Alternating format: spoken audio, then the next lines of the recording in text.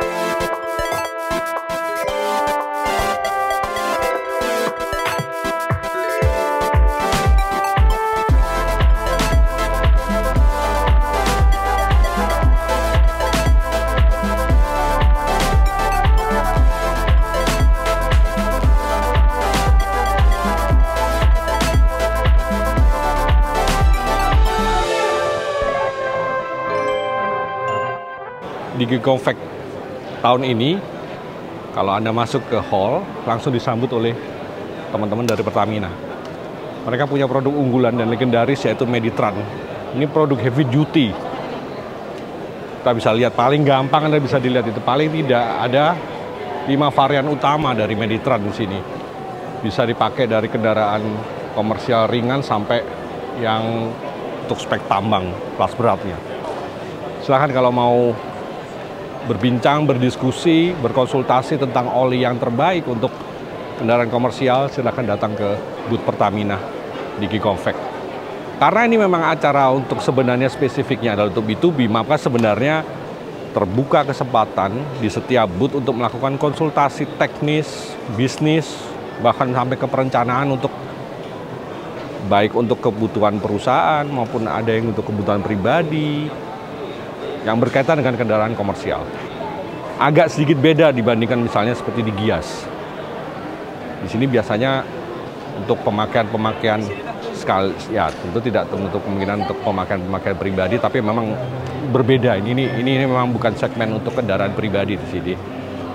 Suzuki adalah salah satu nama legendaris di dunia komersial di Indonesia. Mungkin pernah mendengar namanya Suzuki Teruntung. Itu sebenarnya salah satu embrio juga di dunia kendaraan komersial, ya khususnya kendaraan komersial ringan. Dan sampai hari ini Suzuki konsisten bermain di kendaraan komersial yang tentu bentuk, peruntukan, bahkan sampai size-nya nanti bisa disesuaikan dengan kebutuhan Anda. Kita lihat apa aja yang ada di booth Suzuki ini. Di sebelah kanan saya itu adalah ambulan APV. Ini kemudian carry, barisan carry. Ini akan semakin banyak Anda temui nanti di jalanan, terutama yang Anda tinggal di kawasan Jabodetabek, karena pengadaan untuk armada angkutan ringan, salah satunya Suzuki Carry ini akan sampai tahun-tahun ke depan akan semakin banyak, karena masih akan ada ribuan unit lagi ini yang akan di-launching dan dirilis dan segera beroperasi di jalanan. Bukan soal ngikut, bukan soal tren, tapi membuat sebuah kendaraan komersial menjadi seperti kafe berjalan, sebetulnya sudah merupakan hal yang wajar di Indonesia. Kita bisa lihat, ini Suzuki Carry yang dirubah menjadi kafe berjalan. 1 sampai 2 bulan jadi seperti ini. Biayanya tentu menyesuaikan spesifikasi yang dibutuhkan. Dan jangan salah, di perusahaan karoseri, dengarnya sih cukup antri. Jadi nggak bisa cepet-cepet juga kalau bikin kayak gini, karena pemesannya cukup banyak. Yuk kita lihat di tempat yang lain lagi. Tidak perlu diperkenalkan lagi, ini siapa? Toyota Hilux Rangga, nama lengkapnya. Memang sampai hari ini dia belum rilis resmi, belum launching resmi. Ini masih preview, pengenalan. Ini kendaraan modular, bisa di-customize nyaris apapun yang Anda inginkan selama memang spesifikasinya sesuai dengan kendaraan ini, sesuai spesifikasi dasarnya. Bisa dilihat di bumper ini aja sebenarnya 3 modul yang bisa dicopot nanti. Mau dibentuk apa, dipasangin apa lagi, dan sebagainya. Dan untuk di Indonesia, berdasarkan informasi yang kami terima, ini sudah ada komitmen dari 50 perusahaan karoseri di Indonesia yang bisa menerima pengerjaan body custom atas Toyota Hilux Rangga ini. Harganya belum terkonfirmasi sih, tapi sekitar 300 jutaan. Basic. Berminat, silahkan berkonsultasi di booth Toyota di e-Compact. Toyota Hiace ini salah satu model favorit dari Toyota. Begitu banyak perusahaan travel, baik yang korporasi besar maupun privateer, memanfaatkan mobil ini sebagai lahan bisnis mereka untuk angkutan. Disebutnya merupakan kendaraan yang paling balance untuk memenuhi unsur kenyamanan, keamanan, dan tentu saja biaya operasional. Diesel engine-nya. Wuling nggak cuman jagoan di segmen passenger car. Sebenarnya mereka punya line up yang cukup kompetitif untuk di segmen komersial. Furbo ini nggak baru-baru banget sih sebenarnya kendaraannya, tapi ini termasuk yang kendaraan yang animonya sedang meningkat terus. Dan Anda bisa melihat seperti yang sekarang bahwa pemakaian sebuah kendaraan komersial memang bisa sangat fleksibel sih, sesuai dengan standar basic yang mereka sediakan. Wuling juga termasuk kendaraan yang kalau Anda perhatikan jarang diketahui menyediakan juga blind fan. Ya belum terlalu banyak sih ini. Furbo Max. Anda bisa lihat. Tahun ini mobil ini rilis resmi. L100. Ya memang kendaraan komersial nggak murah-murah banget sih sebenarnya kalau mau dibeli ya. Tapi Mitsubishi memberikan secara langsung lewat APM-nya memberikan sebuah skema yang bisa memudahkan para pemilik kendaraan dan kendaraan komersial dan tentu para pengusaha untuk bisa lebih fleksibel dalam mengoperasikan pilihan mereka. Ini bisa disewa mobilnya. Nah, ini kita bisa lihat bahwa begitu banyak hal yang bisa disesuaikan untuk kebutuhan kendaraan komersial. Kebetulan L100 ini memang kendaraan listrik. Ini chargingnya, charging sistemnya.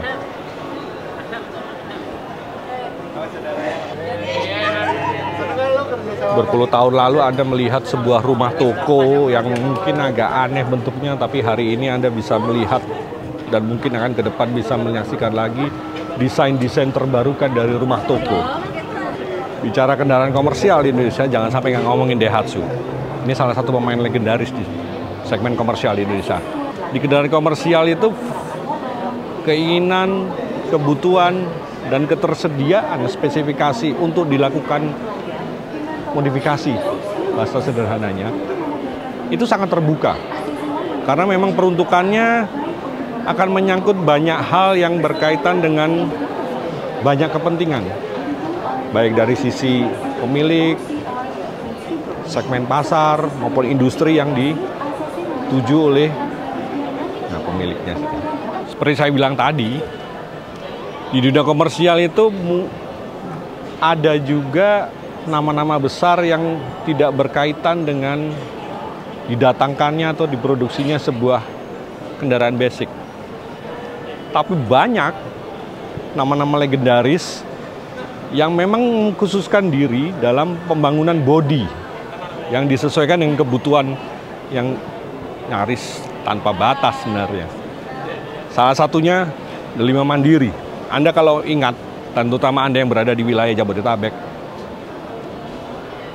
ini salah satu spesialis dulu bangun metro mini, angkot, dan sejenisnya. Tapi dalam 10 tahun terakhir mereka berkembang luar biasa inovatif. Ini salah satunya mereka sudah bisa bikin motorhome. Ini salah satu spesialisnya sih, salah satu pemain terbaik di segmen pembuatan motorhome. Mereka juga banyak membuat pesanan-pesanan khusus untuk dunia tambang. Dan Anda perlu ingat bahwa Digiconfect tidak hanya berkaitan dengan produk-produk yang size-nya besar, tapi banyak sekali produk-produk yang berkaitan dengan kegiatan operasional. Pemakaian GPS untuk tracking vehicle-nya ini banyak dibutuhkan, terutama untuk mereka-mereka yang bergerak di bisnis kurir dan juga angkutan manusia seperti bis, taksi, bahkan travel. Ini merupakan segmen paling kecil, segmen paling awal di dunia kendaraan komersial. Anda tentu tidak asing ini kendaraan seperti ini. Ada yang menyebut bahwa kalau mau berbisnis di dunia kendaraan komersial dengan memakai kendaraan komersial, startnya memang dari sini katanya. Digiconfect juga jangan sampai untuk kalau Anda mau menimba pengalaman tentang misalnya tentang perawatan, perbaikan, banyak booth yang spesialis di pelumas, spesialis gearbox, struktur undercarriage, ya tentu saja body, seperti saya sebut tadi di Delima Jaya. Kita lihat lagi di dalam ada apa.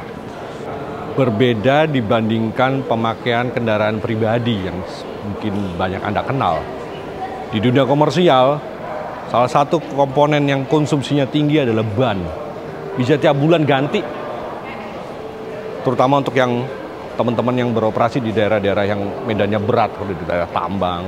Bahkan teman-teman yang beroperasi untuk wilayah-wilayah on-road, konsumsi bannya cukup tinggi.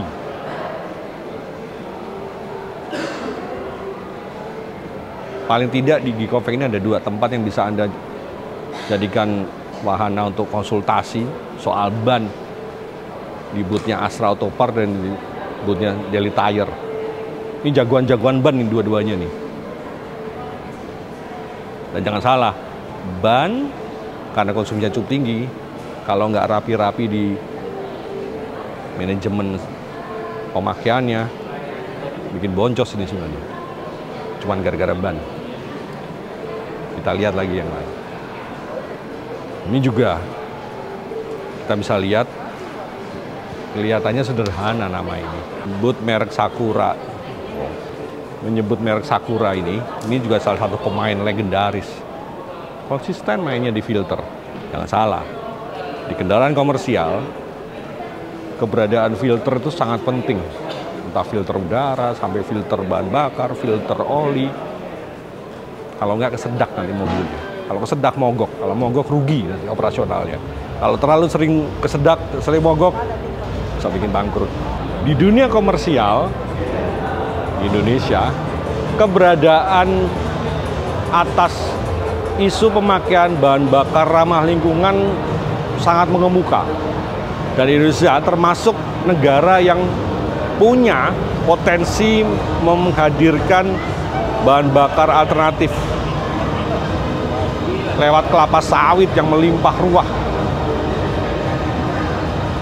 Ya memang masih banyak restriksinya sih, baik dari sisi regulasi, ketersediaan produk kendaraannya, dan tentu infrastruktur pendukung lainnya di lapangan. Tapi keberadaan bahan bakar alternatif selalu. Kalau anak mobil biasa punya dream car, anak truk itu bilangnya ini salah satu dream car-nya. Bukan dream car, dream truck-nya. Actros. Nggak bisa dibilang juga apakah ini kalau di dalam kendaraan komersial, maksud saya kendaraan passengernya ini apakah ini S-Class-nya, ini sport kan ya. Tapi yang jelas sih dia punya kemampuan yang cukup besar. Ini traktor head ini, angkut berat banget. Ini salah satu termasuk truk yang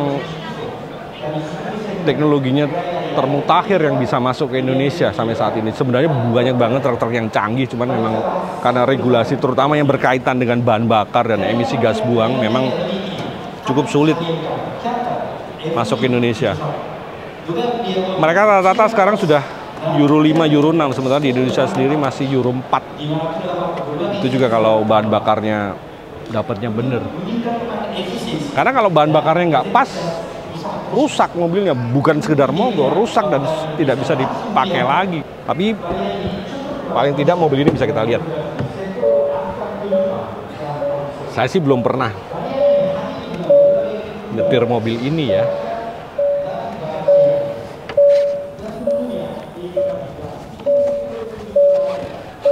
Kalau Anda familiar, saya duduk aja joknya udah naik sendiri.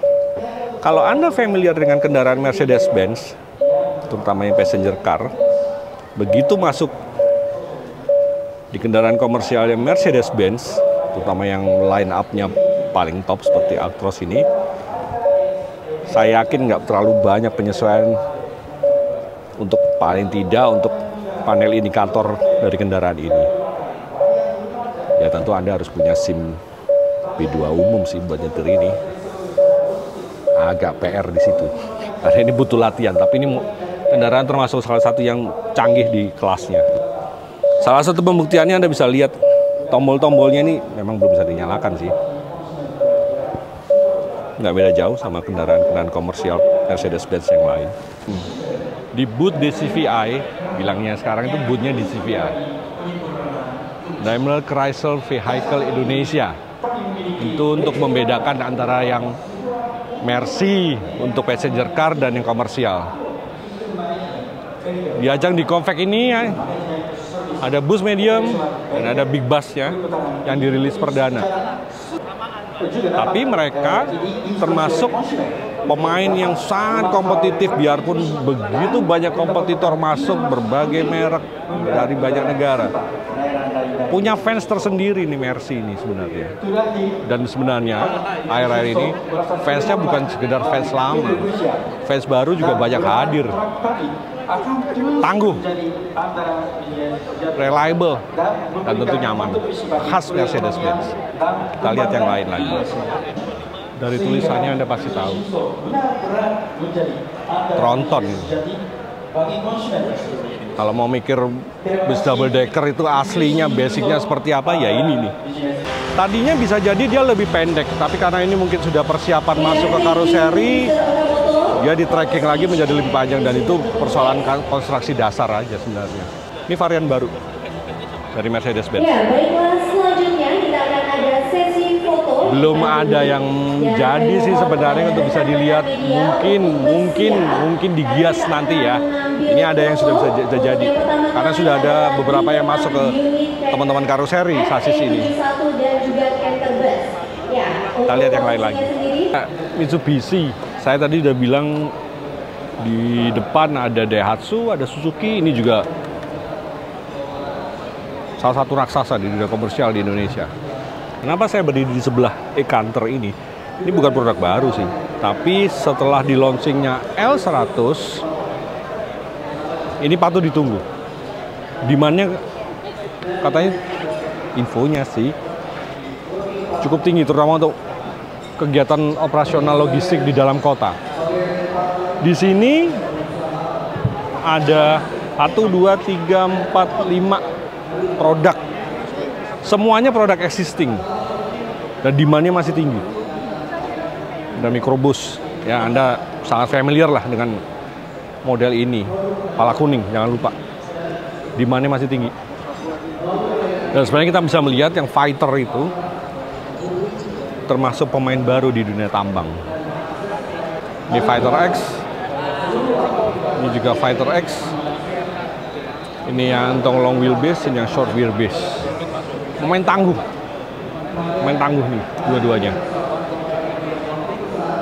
Konon di Jawa memang agak susah melihat mereka karena mereka lebih banyak di daerah-daerah kegiatan-kegiatan infrastruktur dan dunia pertambangan di wilayah Sumatera maupun Kalimantan dan Sulawesi. Kita lihat lagi juga. Ini tadi kita masih ditutup. Ini 2 produk baru. Yang sebelah kiri adalah medium bus. Jadi di CVI itu menghadirkan 2 versi sekarang untuk mesin depannya yang untuk mediumnya. Ini ada yang long wheelbase, ada yang short wheelbase. Efektif buat AKDP ini juga sebenarnya yang jaraknya pendek-pendek, rute perjalanan 1 jam atau mungkin traveling di daerah-daerah pariwisata. Secara khusus daerah pariwisata yang tempatnya berkelok-kelok, ini produk yang kompetitif, nyaman, aman. Spare partnya sih tadi bilangnya tidak ada masalah. Karena mereka punya gudang spare part baru, termasuk yang paling canggih di Asia Tenggara. Kalau mau tahu salah satu raja di dunia tambang, kendaraannya ini nih. Ini salah satu best selling di dunia tambang di Indonesia. Hino 700, kemudian sebelahnya Hino 500. Ya berdasarkan spek saja nanti Anda memilihnya. Mau butuh yang beban lebih berat, kemudian kondisi yang lebih ekstrim, pilihannya ada 2 nih. Dan dari waktu ke waktu mereka selalu berevolusi, menghadirkan produk-produk baru mereka. Nah, nyempil satu di belakang. Hino ini juga salah satu pemain yang sangat agresif di segmen sasis bis mesin belakang. Kejam larinya katanya.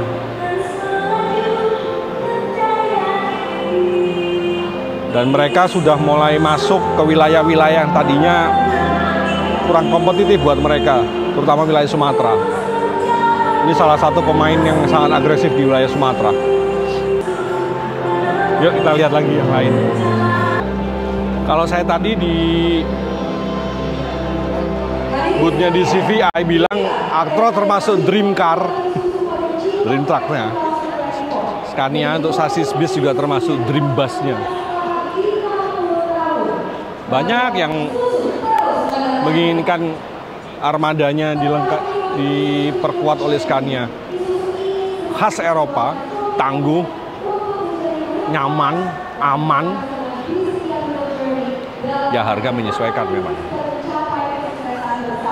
Salah satu space frame-nya mereka. Kita bisa lihat urutannya. Ya ini sekarang sasis-sasis dasar dari bis, baik model Eropa, model buatan Asia, seperti ini. Ini versi terbaru mereka. Powerful. Nah ini juga, ini jagoan tambang nih. Model-model head traktor kayak gini, luar biasa tenaganya. Susah untuk diomong dengan kata-kata biasa, memang mesti mengoperasikannya sendiri, nyetir sendiri dengan bobot yang maksimal, baru ketahuan itu nanti gimana performa sebenarnya. MTU ini salah satu pemain lama juga sebenarnya di dunia karoseri di Indonesia. Ini spesialisnya untuk membuat, kita bisa lihat tuh pilihannya. Sejak mereka berdiri ya ini mainannya sebenarnya. Dan tidak akan pernah capek, saya ingetin. Kelihatannya cuma bikin karoseri gini. Ini antri nih bos, antri. Bagus buat ekonomi Indonesia. Nah ini juga di depan tadi Kadis sempat bilang ada 1 unit buatan Delima Mandiri. Antri Pak sekarang Pak kalau pesen mobil ginian Pak. Mau bawa mobil sendiri, mau beli mobil dari baru. Tadi sempat ngobrol-ngobrol sama teman-teman tentrem. Kalau bikin custom kayak gini paling cepet 3 bulan. Karena akan banyak hal-hal yang di custom. Kalau nggak pas, tadi dibongkar lagi, panggil orang engineering, cocokin lagi. Bukan soal duit sih, tapi sebenarnya soal craftsmanship-nya yang harus diperhatikan. Karena sudah nggak musim sekarang kalau bikin kayak ginian terus bocor, terus atau rombeng gitu, apa kayak ada yang mau copot itu. Sekali lagi bukan soal biaya, ini soal craftsmanship, agak lama memang bikinnya. Makanya saya bilang karena memang pekerjaannya relatif lebih panjang, antriannya memang nggak bisa disela. Kelihatannya kayak Mercy. Ya ini memang basicnya Mercy. Tapi ini sudah dikonversi menjadi sebuah truk listrik. Kitnya terpasang di belakang. Biayanya sekitar 1,2 miliar maksudnya.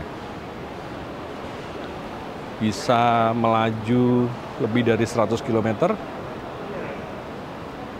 Buat teman-teman yang punya kendaraan komersial, armada-armada yang sudah tua, kalau mau dijual lagi, biasanya sih dijual lagi di scrap gitu. Ya, harapannya kan.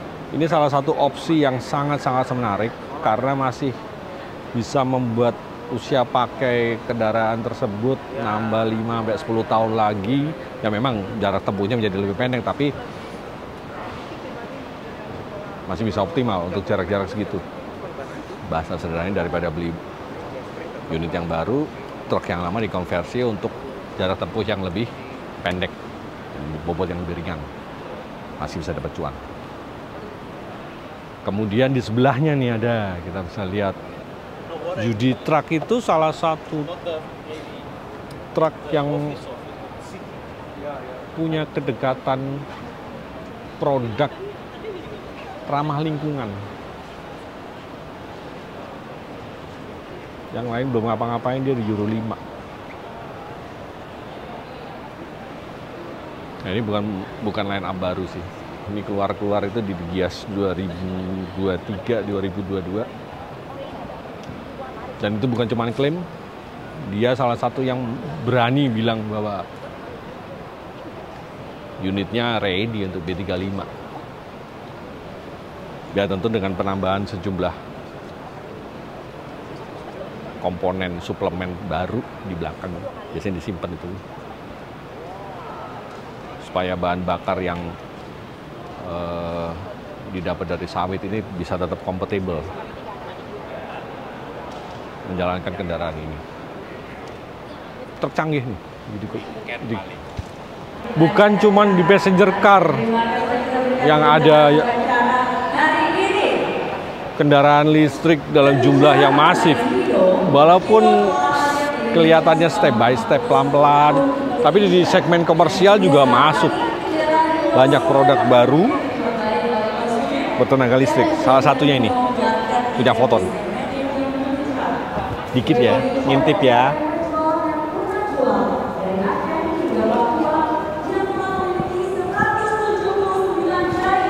Ini kayak Hiace. Pilihan yang worth it untuk jarak-jarak sedang atau pendek.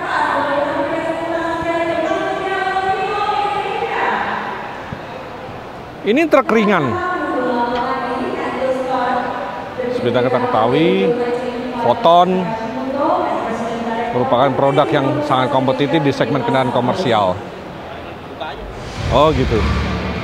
Teknik juga gitu. Kita lihat ya, ini apa sih? Nah, dikit ya, gitu. Tuh, sangat menjanjikan. Apalagi kalau nanti didukung oleh regulasi yang lebih kompetitif dan komprehensif di dunia komersial. Kendaraan-kendaraan listrik komersial ini pantas jadi perhitungan. Dan silakan dicermati dalam hari-hari ke depan, terutama bagi teman-teman yang bermain di segmen logistik. Tidak main-main ini Foton ini masuk ke Indonesia. Kali ini bawa 3 unit, 3 model kendaraan listrik mereka. Dikit. Ini juga kendaraan ringan mereka. Mereka sangat kompetitif di segmen kendaraan ringan. Walaupun mereka juga punya line up untuk yang kendaraan-kendaraan besarnya, kayak traktornya. Bisa jadi pilihan. Ini termasuk kendaraan Aumann ini termasuk pemain yang powerful untuk traktor utama. Ini di sebelah nih. Bisa jadi pilihan yang kompetitif. Yuk kita yang lain lagi. Dia ini satu-satunya, Adi Putro ini satu-satunya partisipan di GoGoVac yang datang sendirian dengan boothnya sendiri. Ya ini bintangnya yang masih belum habis nih. Antriannya masih panjang ini. Pesen JB5 ini. Ya ini varian produk baru mereka. Ada tren di dunia akap bahwa kebutuhan akan kompartemen yang semakin private itu semakin tinggi.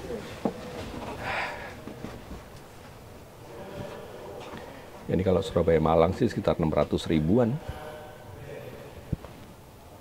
Dan pesennya lama lagi. Jadi penumpang ini minimal sebulan pesen tiket baru dapat. Dan di Adi Putro ini termasuk Best Buy. Kita lihat di atas yuk. Nah ini untuk kompartemen penumpang reguler mereka. Masih ada juga ruangan di sini.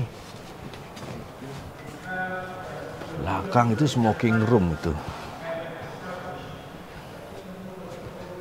Oh ya ini sasisnya Scania JB5. Ini punyanya PO Kencana. Belum tahu sih dia mau ke Muria Raya sih pastinya kalau PO Kencana ya.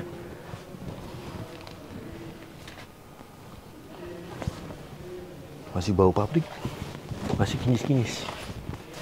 Yuk kita lihat yang lain. Giga. Ini sebenarnya salah satu backbone-nya dari Isuzu di Indonesia. Kalau dulu dikenal Isuzu bisa angkut banyak tapi ringan dengan sejumlah varian yang hadir di Indonesia, line up Giga itu bisa bawa berat dan banyak. Ini salah satu pilihan yang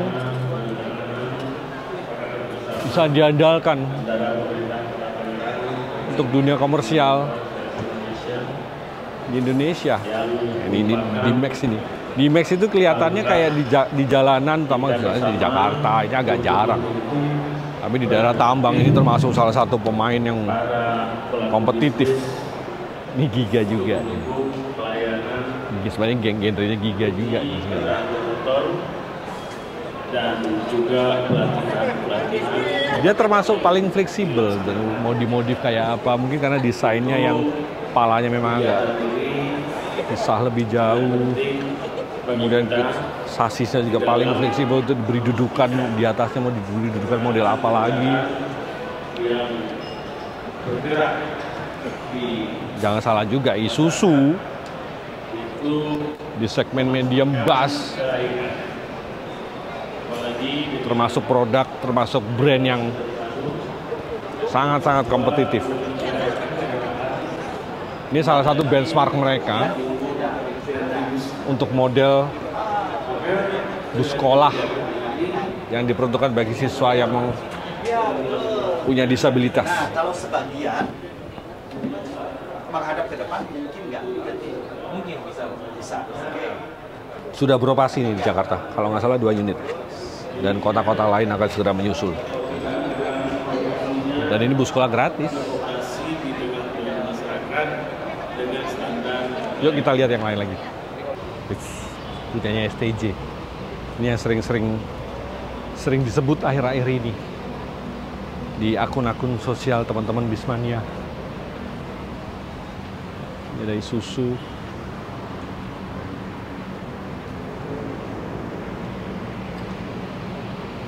Nggak bisa nggak, namanya di pameran kendaraan komersial memang harus ada wilayah untuk tes. Ya memang kayak yang tahun ini memang kendaraan yang bisa dipakai untuk diuji coba langsung memang tidak sebanyak yang sebelumnya. Tapi mandatori nih, mau beli kendaraan komersial memang harus tes langsung di tempat. Dan biasanya decision makingnya ada di situ. Karena mereka banyak yang beli tidak hanya untuk 1 unit, bahkan kadang-kadang bisa berlusin-lusin sekali transaksi.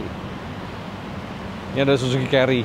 Tetap, walaupun ini pemain lama, barangnya juga sudah hadir cukup lama, tetap harus ada. Karena akan selalu ada hal-hal yang bisa di custom sebenarnya. Mungkin dibawa nanti ke perusahaan karoseri untuk mau dibikin box-nya yang baru atau entah mau apapun. Nah ini salah satu bintang masa depan. 100 EV. Layak dicoba. Apalagi bisa nyewa, nggak harus beli. Sekian video dari kami. Jangan lupa like, subscribe, dan share. Kita akan lihat memang nanti video-video lainnya dari ajang Geekoffect 2024. Saya Eri Wirya Aji. Sampai ketemu.